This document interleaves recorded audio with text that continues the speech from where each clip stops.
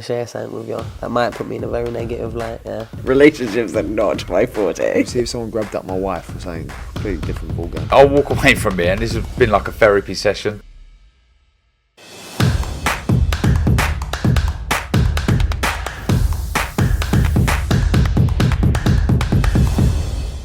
Razabani for IFL TV, proudly sponsored by Everlast here in Manchester.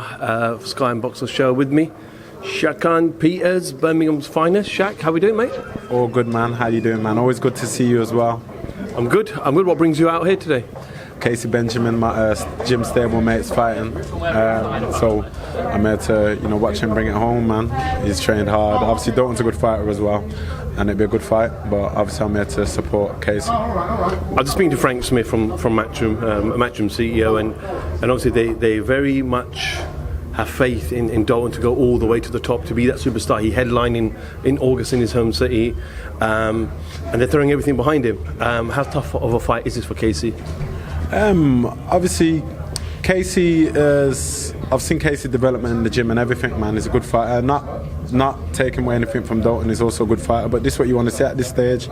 Obviously, Casey's been knocking on the door for this anyway, and he's been wanting this fight and for the British. But I don't think it's much levels, you know what I mean? Like, people obviously are going to favour Dalton, but at the same time, Casey's a great fighter. He's a good fighter, full of ability, very awkward, and I think he'll get the job done today. I spoke to Dalton on Thursday and I said, look, where does this rank in terms of your opponents to date? And he goes, without a doubt, this is my toughest opponent. You know, Casey, has had a couple of losses, but losses don't define you, and he's been there with some good names.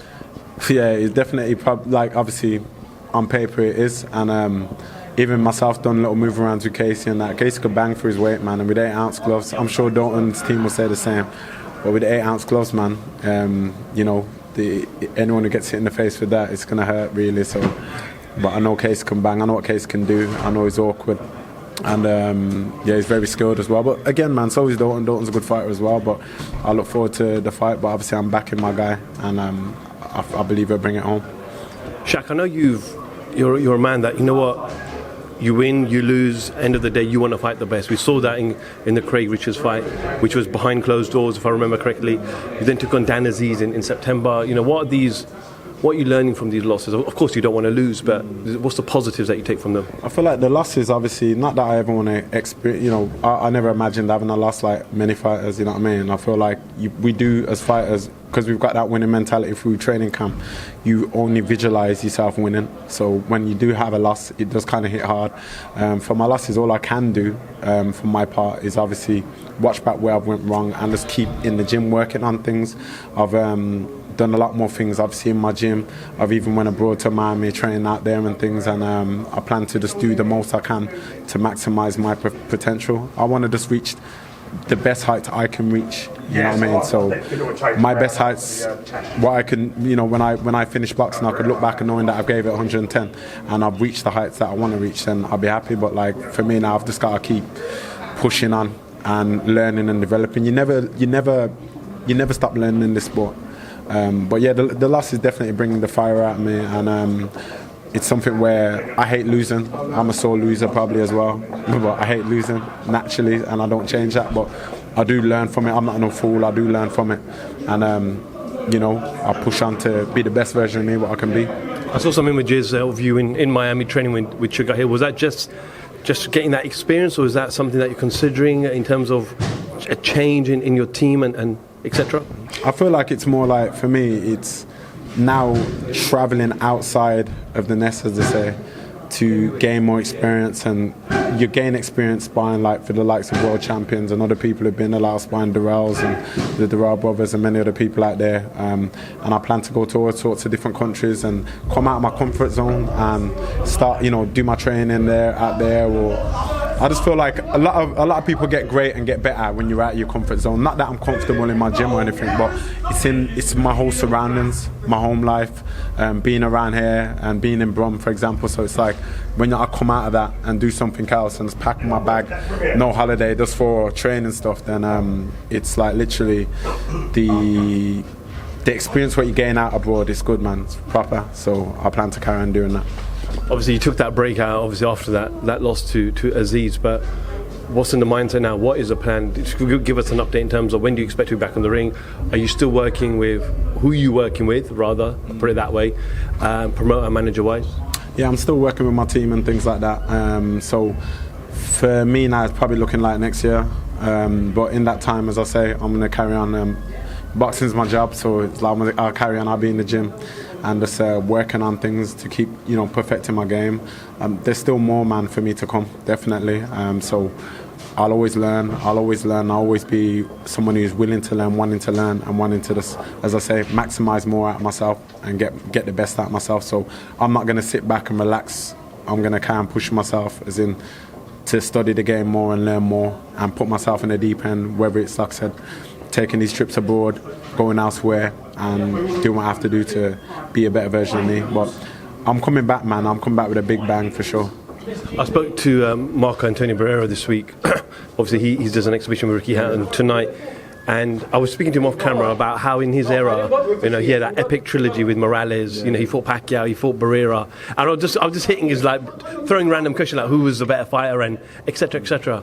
And I said, are you disappointed now where fighters are not fighting each other when they should be fighting? Because, and listen, I know fighters would fight anybody at any time. You would jump in the ring with Anthony Joshua tomorrow if I told you that was an opportunity for you.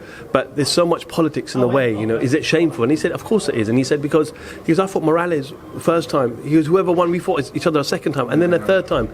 It didn't make a difference. And he goes, even though I had over 70 plus fights, I had 6-7 losses. But people don't remember the losses. They remember the epic trilogies and fights that I was in. I feel like for me, like, obviously I want to be in good fights. I also want to get paid, right? So, I want to be in good fights. I don't care anyone, like I said, in the top 10, man, I'll fight them as long as I'm getting paid good. I know I'm getting paid, you know what I mean? Like, I'm getting paid good, and also that there's a route there for me, you know what I mean? Because I'm not just want to be in a fight just having fights. I want to have roots, but I want to be in epic fights. I want to be in good fights. I want to see how far I can go, you know what I mean? And I feel like now I've had the loss. I'm not saying that I'm prepared for any more because I don't want any losses, but I'm willing to just, go in there, man, and have it off, man, with whoever really, as long as I know what the prize is at the end of it. But it is a lot more in our era now, business wise. It's a lot more of a business, like, and I feel like a lot of different promoters also make it a business because they choose their routes, what they want certain fights to be on, and they kind of have their meetings like, this is where we want you to go. Now everyone has to have a plan, of course we do. We'll have to have a direction, a sense of direction where we're going, but there's no reason why everyone can't fight each other and be in good fights. And you come back, like in our light heavyweight division, for example, it's an amazing division. There's so many good names in there, and in a lot of the divisions. But the problem is there's so many. Everyone wants, like, for example, a world title shot.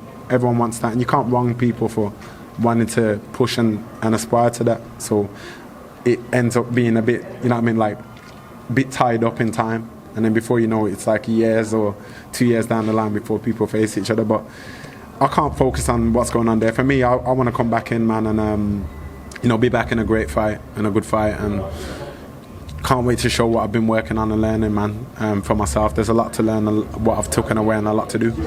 You said the UK scene is thriving. We've seen the cruiserweights. I think Boxer have most of the top cruiserweights in the country here. The light heavyweights, Buatsi's gone on record and said, listen, we all need to fight each other. And he's named you. He's named yourself, Craig Richards again. He's named Dan Azeez and Anthony Yarde. A man made his comeback a couple of months ago, in September. Lyndon Arthur. Your name was touted in front of me. He goes, absolutely, because I love to take that fight. But you want to mix it at least that level as a minimum. I want to mix it with all of them guys. Like you said, you know what? I don't have no hatred to anyone in it. We're all here. We're all fighting. You know what I mean? And it's a humbling gentleman sport, as I say. But I do want to fight them, and the people I do want to fight is the people within the top 10. They're good fighters. I want to see how far I can go.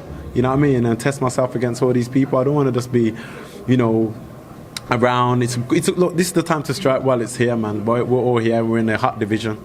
Why not? Let's all just make the fights, or even if to do like something like a super series. You know what I mean? That would be sick. But we should all just mix it. But that's me saying it, or Buatsi or anyone else saying it. But if it happens, we'll see. Everyone has their own directions. Shaq, appreciate giving me a little bit of time. We look forward to some fight news, and then we'll go back to our usual Zoom interviews. Not the face-to-face. Yeah, definitely I'll keep you in the loop of when that will be, and I'm sure you'll know and we could announce something, man. But I look forward to coming back and, you know, fighting wherever it is. Shakan Peters, IFL TV, thank you very much. Relationships are not my forte. See if someone grabbed up my wife or something completely different ballgame. I'll walk away from here, and this has been like a therapy session.